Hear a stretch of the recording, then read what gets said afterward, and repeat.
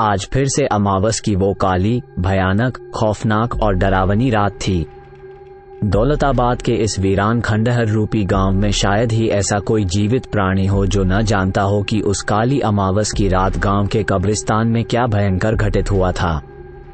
अभी शाम ही थी, सूरज भी कुछ कुछ नजर आ रहा था, इसलिए इतना अधिक अंधेरा नहीं था। प्रकाश को कुछ किरणें अभी भी अपना प्रकाश बिखेर रही थी और इन किरणों से अभी कुछ और समय तक कायम रहने की उम्मीद की जा सकती थी। दीपक नाम का एक लड़का अपने खेत से धीरे धीरे वापस चला आ रहा था और कोई गीत धीरे धीरे गाते हुए अपनी मस्ती में ही चला आ रहा था। जैसे ही रात होने को आई, सब लोग अपने घरों के दरवाजे बंद करके चुपचाप अपने घरों में छिप गए या फिर सो गए। दीपक के पिताजी अत्यधिक चिंतित हो रहे थे, मगर मारे डर के उनकी हिम्मत भी घर से बाहर निकलने की नहीं हो रही थी। दीपक जैसे ही गांव के नजदीक आया तो वो गांव के सन्नाटे को देखकर दंग सा रह गया। पूरा गांव अंधेरे रूपी समुद्र में गोता लगा चुका था। दीपक ने आसमान की ओर देखा और मानो जैसे उसके पैरों तले जमीन ही खिसक गई हो। आसमान में कहीं पर भी चांद नजर नहीं आ रहा था। दीपक को अचानक ही याद आया कि उसके पिताजी ने उसे खेत जाने से पहले बताया था कि आज शाम होने से पहले ही घर वापस लौट आना, क्योंकि आज फिर से वो काली, भयानक और अमावस की वो शैतानी रात है। दीपक की उम्र कोई ज्यादा नहीं थी, महज 14 साल का था, मगर वो अपने बचपन से ही अमावस की रात के खौफ को सुनता आ रहा था। मगर उसे आज तक किसी ने कभी भी ये नहीं बताया था कि अमावस की रात क्या घटित हुआ था, जो गांव के लोग अमावस का नाम सुनते ही कांप उठते थे। दीपक को न जाने क्यों अजीब सा महसूस होने लगा। उसे डर भी लगने लगा और मारे डर के वो पसीने से भीग गया और धीरे धीरे अपने कदम आगे बढ़ाने लगा। हाँ, मगर उसने ये जरूर सुन रखा था कि अमावस की रात गांव के कब्रिस्तान में कुछ भयंकर घटित हुआ, मगर क्या घटित हुआ था इससे तो बेचारा वो भी अनजान था। हालांकि आज वो जल्दी ही घर लौटना चाहता था, पर अपनी ही धुन में मस्त बालक ने अपने मस्तिष्क से अपने शरीर का संतुलन खो दिया और रात के इस पहर में आ पहुंचा। अचानक ही दीपक को कुछ ऐसा याद आया कि वो मारे डर के कांपने लगा, जिससे उसका दिल जोर जोर से धड़कने लगा। उसे याद आया कि उसे अपने घर तक पहुंचने के लिए उस कब्रिस्तान के पास से ही गुजरना पड़ेगा, क्योंकि गांव की शुरुआत ही उस कब्रिस्तान से होती थी। अब उसने अपनी चाल और भी धीमी कर दी।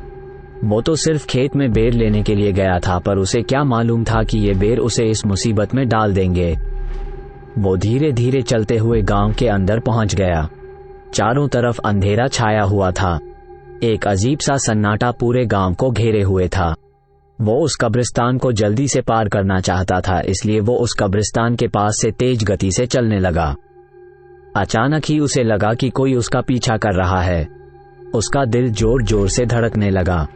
उसे इस भयानक खामोशी में सिर्फ अपने दिल के धड़कने की ही आवाज सुनाई दे रही थी। उसकी पीछे मुड़कर देखने की हिम्मत भी नहीं हो रही थी। दीपक के दोस्त रवि ने उसे बताया था कि एक बार एक रात को एक भूत उसके चाचा का पीछा कर रहा था, लेकिन जब उसके चाचा ने पीछे मड़कर देखा तो उस भूत ने उसके गाल पर एक जोरदार थप्पड़ दे मारा और उसके बाद उसका चाचा सिर्फ गूंगा होकर रह गया था। उसका चाचा उसके बाद से आज तक कभी भी कुछ न बोल सका। दीपक अब पूरी तरह से डर गया।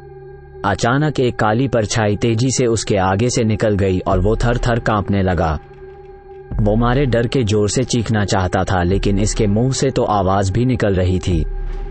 उसने डरते हुए पीछे मुड़कर देखा, मगर पीछे तो कोई भी नहीं था तो सिर्फ काला अंधेरा। उसके अब कुछ शांति महसूस की और एक लंबी राहत की सांस ली।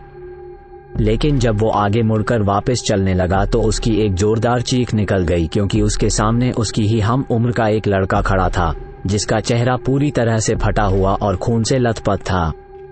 दीपक के चीखते ही वो लड़का अचानक से गायब हो गया। दीपक के समझ में नहीं आ रहा था कि ये क्या था, कोई सच या फिर सपना। वो मारे डर के तेजी से अपने घर की ओर भागने लगा। अचानक उसे लगा कि कोई उसके पीछे भाग रहा है। उसने पीछे मुड़कर देखा तो वो दंग रह गया, क्योंकि एक काली परछाई तेजी से उसकी ओर कुछ पुकारते हुए बढ़ रही थी। दीपक को पहले तो कुछ भी साफ सुनाई नहीं दिया वो काली परछाई क्या बोल रही है, पर जैसे ही वो काली परछाई उसके कुछ नजदीक आई तो उसे वो आवाज साफ सुनाई देने लग गई। वो परछाई बहुत ही डरावनी आवाज में बोल रही थी कि इंसान को उसके कर्मों का फल मिलता है। इंसान को उसके कर्मों का फल मिलता है। दीपक को अब लगने लगा कि आज की रात उसकी जिंदगी की आखिरी रात है। वो अब मरने वाला है। वो परछाई बिल्कुल उसके नजदीक पहुंच गई। दीपक ने डर के मारे अपनी आंखें बंद कर ली और धीरे से बोला, इंसान को उसके कर्मों का फल मिलता है। वो डर के मारे आंखें न खोल सका। कुछ समय तक कुछ भी घटित नहीं हुआ। उसने धीरे धीरे अपनी आंखें खोली तो उसने देखा कि वो परछाई बिल्कुल उसके सामने खड़ी थी। ये वही लड़का था जो दीपक को पहले दिखा था और अब वो वापस जाने लगा और दूर अंधेरे में जाकर गुम सा हो गया। दीपक तेजी से दौड़कर अपने घर पहुंच गया और दरवाजा बंद कर लिया। उसके माता पिता उसी की राह देखे जा रहे थे। दीपक को देख दोनों की खुशी का कोई ठिकाना न रहा। उसके मां ने मारे खुशी के उसे अपने गले लगा लिया। मुकेश की पिता की जान में भी अब जान आई। दीपक ने अपने माता पिता को अपनी सारी आपबीती ज्यों की त्यों बता दी। दीपक के पिता ने दीपक को खाना खाकर सो जाने को कहा, लेकिन दीपक ने अमावस की रात की घटना अपने पिता से जानने की जिद की। दीपक जानना चाहता था कि अमावस की रात गांव में आखिर क्या भयंकर घटित हुआ था। आखिर क्यों अमावस का नाम सुनते ही गांव के लोग डरने लगते थे, और वो लड़का कौन था जिसे दीपक ने अपनी आंखों से देखा था। बच्चे की जिद के आगे दीपक का पिता भी खुद को रोक ना सका और बताने लगा कि जो लड़का तुमने देखा था वो इसी गांव का एक लड़का था जो कि अब मर चुका है, जिसका नाम चमाटा था। दीपक के पिता ने बताना शुरू किया कि ये घटना आज से लगभग 20 वर्ष पहले की है, जब दौलताबाद के इस वीरान खंडहर रूपी गांव में एक साधु का कि वो साधु के वेश में बच्चों की बलि देने वाला खतरनाक तांत्रिक कपालनाथ है। सब लोग उसके मायाजाल में फंसकर उसकी खूब सेवा पानी करने लगे और इस बात का उस जटाधारी कपालनाथ ने खूब फायदा लूट लिया। वो लोगों को अपने मायाजाल में कसता रहा और छोटे छोटे नादान बच्चों को पकड़कर उनकी बलि देने लगा। कहते हैं कि एक दिन गांव के लोगों को उसकी इन काली करतूतों के बारे में पता चल गया, और फिर क्या था, एक दिन गांव वालों ने मौका देखकर उसे औंधे मुंह गर्दन से जा दबोचा, खूब मारा पीटा और जहां तक कि उसे बेरहमी से मार डाला और कब्रिस्तान में उसकी लाश फेंक ऊपर आग लगा दी। कपालनाथ तो जल गया, लेकिन उसकी कलाई पर बंधा वो काली शक्तियों का काला धागा न जल सका। गांव के लोगों ने इस धागे को जलाने की भरपूर कोशिश की, लेकिन वे असफल रहे। किसी अनहोनी के डर से गांव वालों ने इस धागे के हाथ तक न लगाया। वो धागा आज भी कब्रिस्तान में उसकी कब्र के पास विराजमान है। अंत में थक हार कर जब किसी का कोई बस ना चला, तब गांव के लोगों ने कपालनाथ की कब्र के पास ये लिखकर लगा दिया कि इस कब्र के पास आना मना है। जो भी इस कब्र के पास आएगा फिर वो जान से जाएगा। कोई गलती से भी इस कब्र के पास आने की हिम्मत ना जुटाए। तो पापा, फिर वो लड़का कौन था? दीपक ने अपने पिताजी की और शक भरी निगाहों से देखते हुए कहा। दीपक के पिता ने फिर से वही किस्सा आगे बताना शुरू कर दिया कि गांव में सावित्री देवी और रामधन नाम के युवा दंपति का एक लड़का था जिसका नाम ही चमाटा था। चमाटा पढ़ाई में बड़ा होशियार था। मदरसे में जो कुछ भी सीखता था वो घर पर आकर अपने माता पिता को बताता था। एक दिन वो अपनी गेंद उठा खेलने के लिए रवाना हो गया। कब्रिस्तान के पास वाले खेत में ही सब लोग गेंद से खेला करते थे।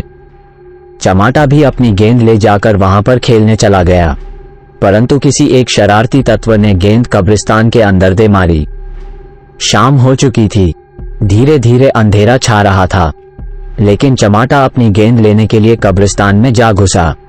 उसने कब्रिस्तान में गेंद ढूंढी पर उसे कहीं ना मिली। उसके दोस्त कब्रिस्तान के बाहर खड़े उसे पुकार रहे थे।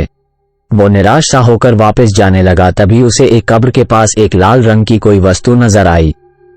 ये उसकी गेंद थी। ये उसका सौभाग्य था, पर वो कब्र उसी जटाधारी साधु कपालनाथ की थी। ये उसका बहुत बड़ा दुर्भाग्य था। वो धीरे धीरे उस कब्र के पास चला गया। उसके दोस्तों ने उसे बहुत रोका, मगर उसने उनकी एक ना सुनी। चमाटा को कब्र के पास जाता देख उसके सभी दोस्त वहां से 9-2-11 हो गए और घर जाकर अपनी रजाइयों में औंधे मुंह जा लेटे। उसने कब्र के पास से अपनी गेंद उठाई और वापस जाने ही लगा था कि तभी उसे उस कब्र के पास एक काले रंग का धागा नजर आया। धागा बहुत ही सुंदर था। उसने जैसे ही उस धागे को छुआ, उसे भी तांत्रिक कपालनाथ का श्राप लग गया। चमाटा की आंखें लाल हो गई, मानो कि कपालनाथ उसके शरीर के अंदर घुस गया हो। उसने एक बहुत ही जोरदार चीख दे मारी। सब लोग डर गए। किसी के कुछ भी समझ में नहीं आ रहा था। पूरा आसमान काले बादलों से छा गया। चारों तरफ से एक भयानक सा अंधेरा घेराया। ये अमावस की वो खतरनाक, भयानक, खूंखार और वो काली रात थी। कब्रिस्तान के बाहर लोगों की भीड़ लग गई, लेकिन मारे डर के किसी की भी हिम्मत चमाटा के पास जाने की नहीं हुई। सब लोग बिधी बिल्ली बनकर ये सारा नजारा डरते कांपते शरीर के साथ देखने लगे। उसके माता पिता भी वहां पर आकर रोने लगे। वे उस कपालनाथ से अपने बेटे की जान की भीख मांगने लगे कि तभी सबने एक खौफनाक मंजर देखा। चमाटा के पीछे अचानक से एक काली परछाई नजर आने लगी। ये परछाई जटाधारी अघोरी कपालनाथ ही था। ये भयानक मंजर देख सबके पैरों तले जमीन खिसक गई। अचानक से वो काली परछाई चमाटा के शरीर के अंदर घुस गई और चमाटा जोर से चीख पड़ा। चमाटा का पूरा शरीर फट गया और वो वहीं पर मर गया। उसकी माँ ये सब कुछ देख न सकी और उसने भी वहीं पर दम तोड़ दिया। उसकी माँ और चमाटा को वहीं पर दफना दिया गया। कहते हैं कि अगले दिन से उसका बाप भी अचानक से गायब हो गया और किसी को नजर तक न आया। लोग कहते हैं कि उसे भी कपालनाथ का श्राप लग गया। ये घटना गांव के लोग आज तक न भुला सके। कहते हैं कि चमाटा आज भी अमावस की रात गलियों में घूमते हुए नजर आता है और वो लोगों का शिकार करता है। उसका भयानक चेहरा आज भी लोगों को डरा देता है। इसलिए गांव का कोई बच्चा भी अमावस की रात को घर से बाहर नहीं निकलता। वो चमाटा आज भी अमावस की भयानक रात गलियों में दौड़ता है और पुकारता रहता है। इंसान को उसके कर्मों का फल मिलता है। पर दीपक बेटा, तुम बहुत भाग्यशाली हो जो कि उसके चंगुल से बच निकले। मैंने तो उसका चेहरा आज तक कभी नहीं देखा, न जाने वो कैसा दिखता था। तभी दीपक पीछे से धीरे से बहुत ही भयानक आवाज में बोल उठा, कहीं ऐसा तो नहीं दिखता था। दीपक की ये बात सुनते ही उसके माता पिता बुरी तरह डर गए। उनके पैरों के नीचे से तो जमीन ही खिसक गई।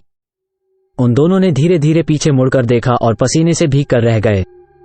दीपक का चेहरा खून से लथपथ था और पूरी तरह से फटा हुआ था। उम्मीद है ये श्राप हमें न लगे,